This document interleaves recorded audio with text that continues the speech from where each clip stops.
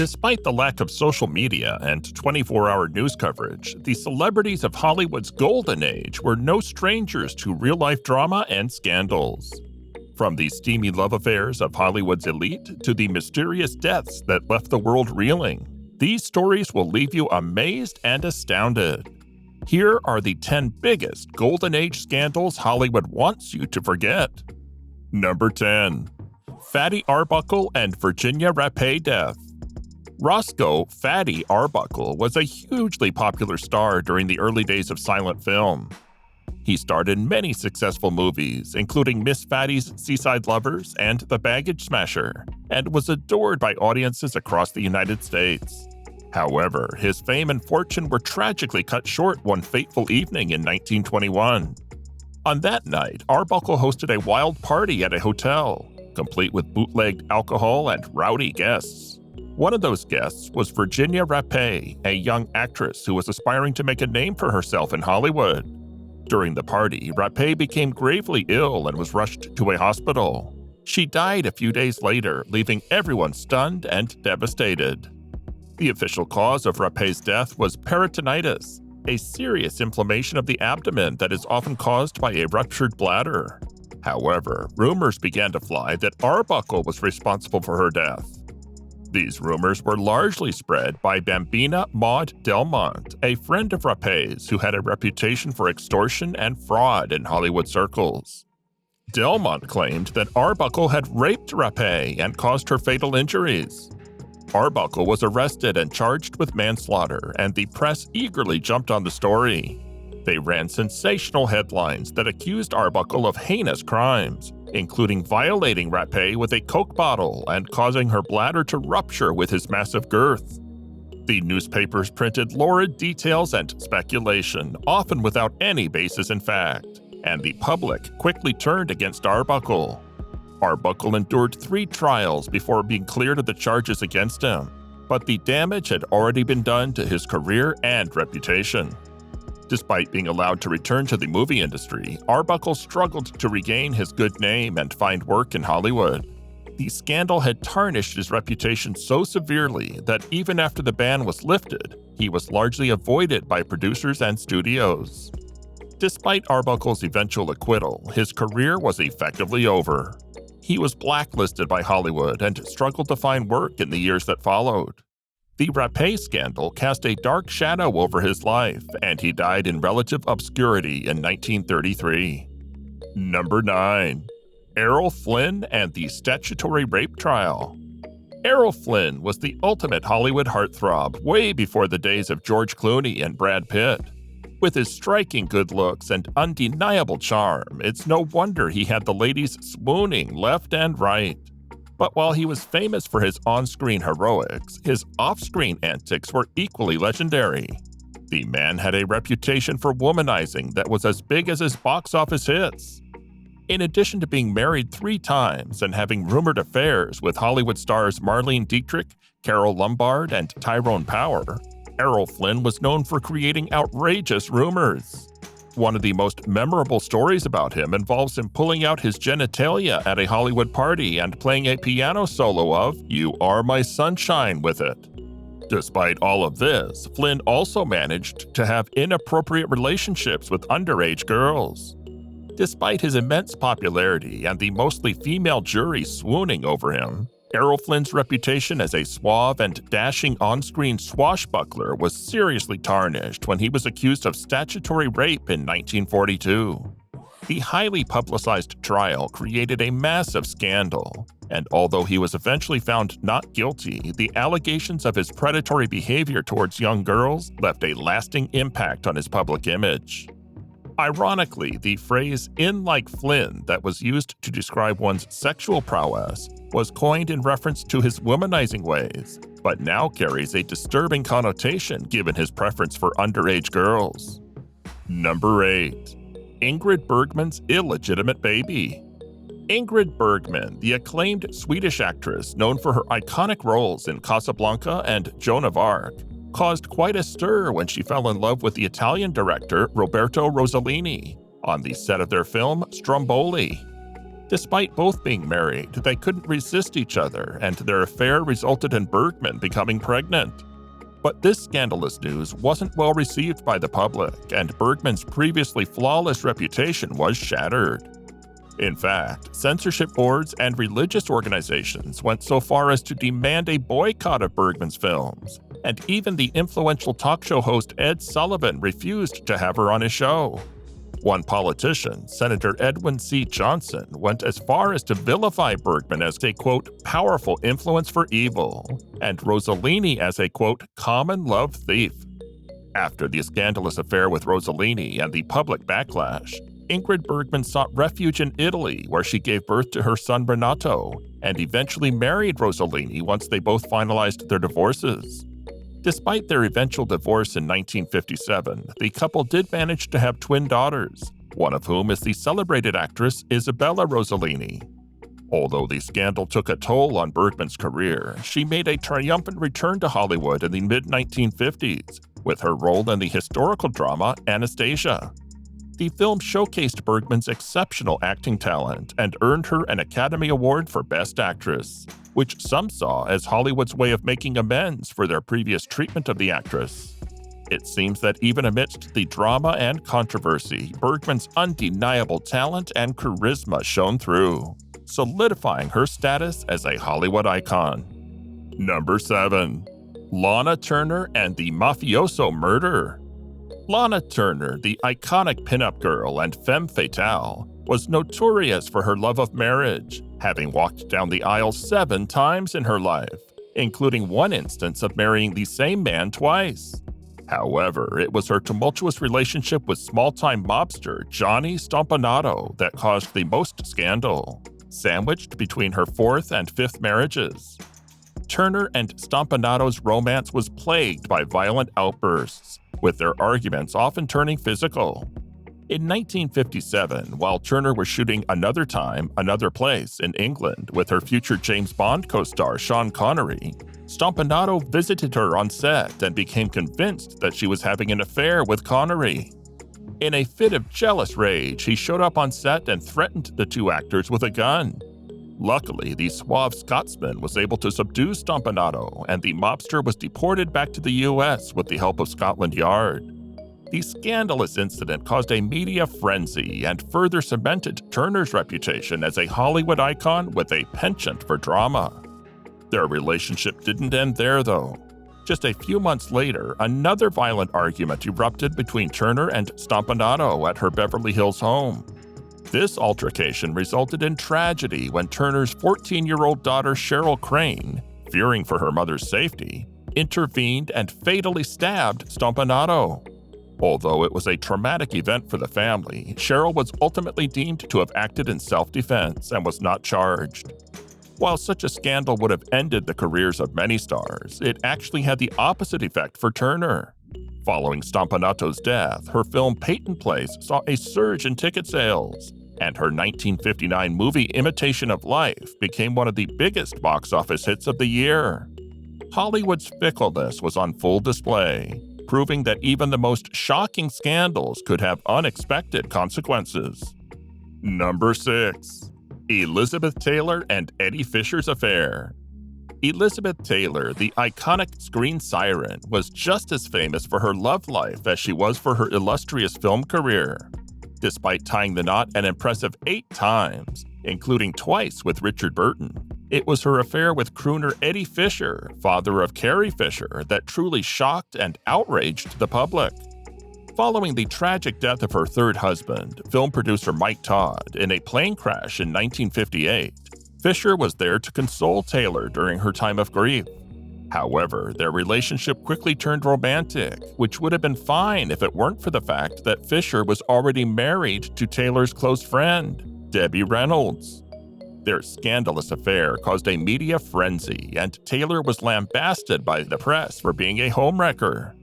Despite the backlash, Taylor remained unapologetic and ultimately married Fisher. However, the union was short-lived, and Taylor and Fisher divorced just 5 years later. The drama and scandal surrounding Taylor's love life only added to her enduring legacy as a Hollywood icon.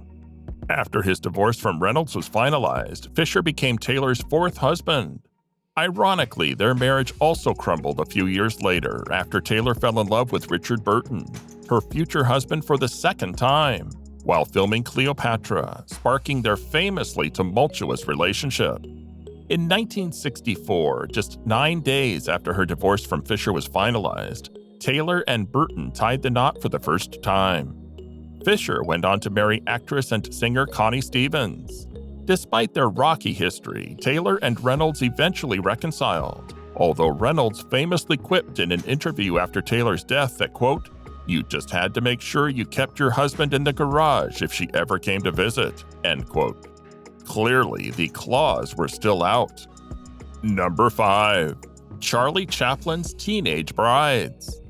Charlie Chaplin may have played the lovable, bumbling tramp on screen, but off-screen he was a notorious womanizer in the silent era of Hollywood. He not only bedded an estimated 2,000 women, but also allegedly used the casting couch technique to exploit aspiring actresses. The extent of his scandalous behavior was shocking even for that era, as he had not one, not two, but 3 teenage brides. His first wife, Mildred Harris, was only 17 years old when she tied the knot with the 29-year-old Chaplin in 1918. The marriage lasted a measly 2 years. Not content with marrying a teenager once, Chaplin repeated the pattern in 1924 when he wedded 16-year-old Leda Gray, who was already carrying his child out of wedlock. The third time was supposedly the charm when he married Paulette Goddard, who was in her mid-20s. However, Chaplin wasn't done with his predilection for young brides, as he went on to marry his fourth and final wife, Una O'Neill, who was just 18 years old when she wed the 54-year-old Chaplin. Despite the scandalous age gap, their marriage lasted until Chaplin's death in 1977. In addition, there were rumors circulating that Chaplin had communist sympathies and was denied entry to the U.S. in the 1950s due to his political beliefs. But that's another story. Number 4. Loretta Young and Clark Gable's love child. Perhaps you recall a captivating subplot in the Coen brothers' Hail Caesar that exposed the murky world of Hollywood fixers.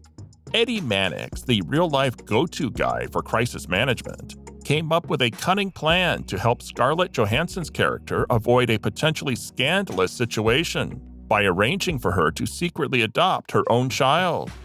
But did you know that this storyline was based on actual events? In fact, Mannix had employed a similar strategy to rescue actress Loretta Young from the jaws of shame when she too found herself in a pickle during the mid-1930s. Young, a staunch Catholic, fell for the irresistible charms of the suave and married Clark Gable when they were filming The Call of the Wild in 1935. After a brief affair, Young discovered that she was pregnant, which would have caused a major uproar in the media. To escape the scandal, she fled to Europe to conceal her pregnancy and later gave birth to a daughter named Judy in secret. The baby spent her first year in a convent-run orphanage before Young adopted her almost 2 years later. But there was one small problem with this cunning deception. Judy had inherited her father's unmistakably large ears, making it difficult for Young to conceal her true parentage. Despite her efforts to disguise her daughter's physical features, Hollywood insiders began to suspect that Gable was the biological father. It wasn't until Judy was in her 30s that Young finally admitted the truth and confirmed that Gable was indeed her father. Number 3. Thomas H. Ince's suspicious death. Although his name may not be on the tip of everyone's tongues these days, Thomas Ince was one of the most influential pioneers of early Hollywood. Known as the, quote, father of the Western, he was responsible for over 800 films during his illustrious career. Not only did he establish one of the first major studios in Tinseltown, but he also revolutionized the way movies were produced, laying the foundation for the organized and efficient production methods still in use today. Sadly, Ince's remarkable achievements have been somewhat overshadowed by the mysterious circumstances surrounding his untimely demise. During negotiations for a production deal with media mogul William Randolph Hearst, Ince was invited to celebrate his 44th birthday aboard Hearst's luxurious yacht. The guest list included a veritable who's who of Hollywood's elite, such as Hearst's mistress and silent film star Marion Davies, the legendary Charlie Chaplin, and gossip columnist Luella Parsons, to name but a few. However, the festivities took a dark turn when Ince felt ill and had to be rushed ashore for medical treatment. Tragically, he passed away just a few days later, leaving behind a cloud of suspicion and speculation that still lingers to this day. Although the official cause of Ince's death was determined to be heart failure, rumors quickly circulated that foul play was involved. According to legend, Davies and Chaplin were having an affair, and Ince was mistakenly shot by Hearst, who believed him to be Chaplin. As a wealthy and influential media mogul, Hearst was allegedly able to cover up the murder and keep the truth from coming to light. To make matters even more confusing, conflicting reports from those who were on the yacht added to the confusion. Additionally, there were whispers that Hearst had established a trust fund for Ince's widow after the director's death, and that gossip columnist Luella Parsons had secured a lifetime contract with Hearst's newspapers following the incident. All of these things suggest that there may have been something fishy going on around the time of Ince's untimely death. Number 2. Walter Wanger and Jennings Lang's Wang. Walter Wanger was a Hollywood producer known for his intellectual approach to filmmaking, and he demonstrated his social consciousness through politically charged films such as The President Vanishes and You Only Live Once. His wife, Joan Bennett, came from a family of actors and had achieved success in films such as Little Women and The Woman in the Window. As a couple, they were a force to be reckoned with, but their tumultuous relationship and rumored extramarital affairs led to a shocking incident. In 1951, Bennett met with her longtime agent, Jennings Lang, to discuss an upcoming TV show. However, their meeting was cut short when Wanger, suspecting that the two were having an affair, fired 2 shots at Lang, with one bullet striking him in the groin.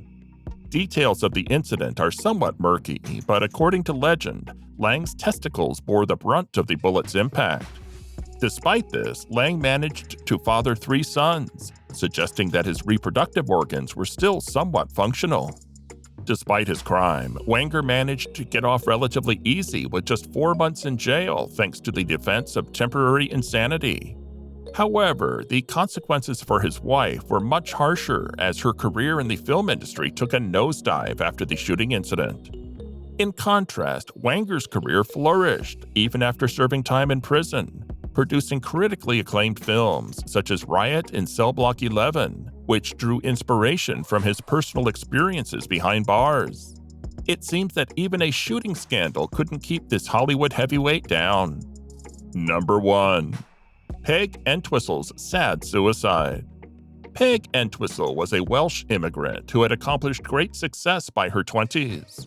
She made a name for herself in New York City with her outstanding performances, including playing the role of Hedwig in Henrik Ibsen's The Wild Duck, which even inspired the legendary Bette Davis to pursue a career in acting. Additionally, she starred in the long-running Broadway production of the play Tommy, which should not be mistaken for The Who's rock musical of the same name. However, the Great Depression hit the Broadway industry hard, and sales plummeted, so Peg decided to head west to Hollywood in search of fame and fortune. Peg Entwistle was a young woman with big dreams who left her home in Wales to pursue an acting career in New York City, and later in Hollywood.